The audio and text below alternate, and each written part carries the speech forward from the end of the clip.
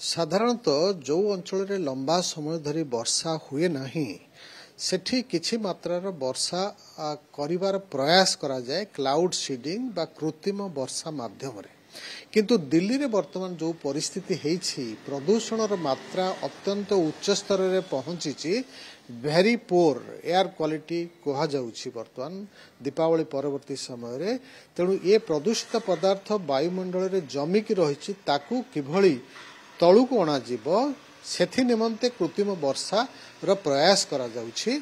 आज ठारू ए कार्यक्रम जो आरंभ होबार योजना करा जाइछि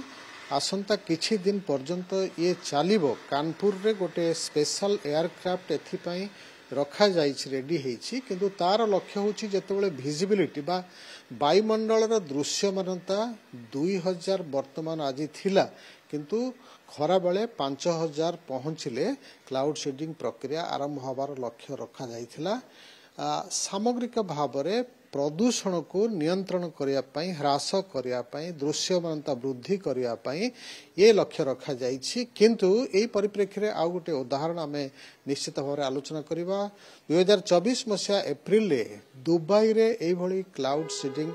करागला जार परिणाम रे प्रबल मात्रार परवर्ती समय वर्षा हैला एवं बन्यार प्लावन खेलीगला दुबई शहर रे सबु किछि भासी गला ए बन्या रे। आमे आशा करिबा सेभली परिस्थिति एठी हबो नाही किछि मात्रार वर्षा करा जाई प्रदूषण को नियंत्रण करा जीवो प्रदूषणकारी पदार्थ भूमि को आसीबे तार परिणाम रे भूमि मध्य प्रदूषण हबो किछि मात्रा जल मध्य प्रदूषण हबो किंतु वर्तमान वायुमंडल एते अधिक प्रदूषित हेछि से गोटे मुख्य समस्या हेछि जो वायु को निश्वास माध्यम ग्रहण कले लोक माने विभिन्न रोग रे आक्रांत होछि। कहा जाउछि जे लोकंकर जीवन आयुध 12 वर्ष पर्यंत ह्रास पाई जाउछि जो माने दिल्ली रे परमानेंटली बसवास करूछंती। ये होछि मुख्य लक्ष्य प्रदूषण को नियंत्रण करिबा। जेतेबेले आकाश रे वर्षा जमिकी थाए वर्षा हो न थाए सेतेबेले किछि लवण पदार्थ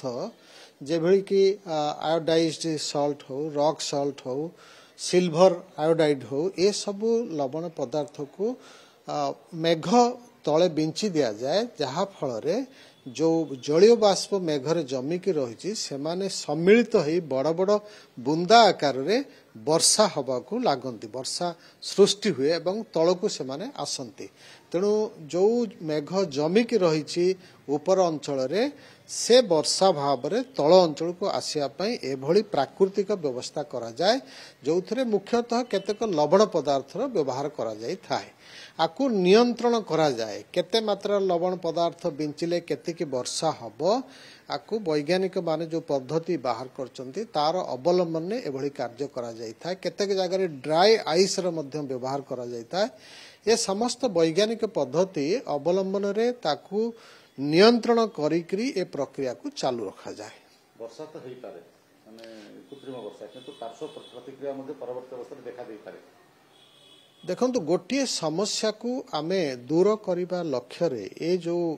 कृत्रिम वर्षा प्रक्रिया करूछे तार अन्य पार्श्व प्रतिक्रिया मध्य रहिछि। मु जेभଳି कहली जे मृत्तिका प्रदूषण निश्चित भाव रे हबो जल प्रदूषण हबो केतेक स्थल रे जदि ए नियंत्रण बाहर को चल जीवो दुबई भଳି प्रबल मात्रा रे वर्षा हबार संभावना मध्य रहिछि। ए समस्त जिंस को दृष्टि रखी नियंत्रित भाव रे ए कार्यक्रम को साधन करा जिबा दरकार।